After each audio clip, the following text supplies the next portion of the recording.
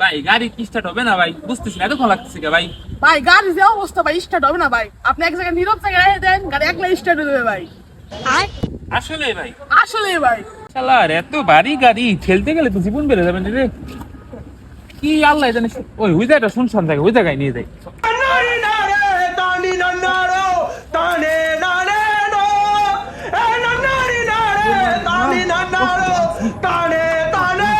ভাই এখন আমার পলায় থাকতে হবে, তাহলে কোন দিকে পলাবো, মানে যদি সরে যেতে হবে তাহলে আমি ওইদিকে যাই, পলাই যাই।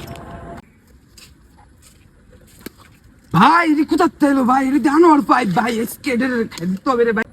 এই তো আশেপাশে কেউ আছে নাকি? ভাই রে কেমনে চুরি করবো এটা রে? ওই যে এমনি চুরি করতে হবে।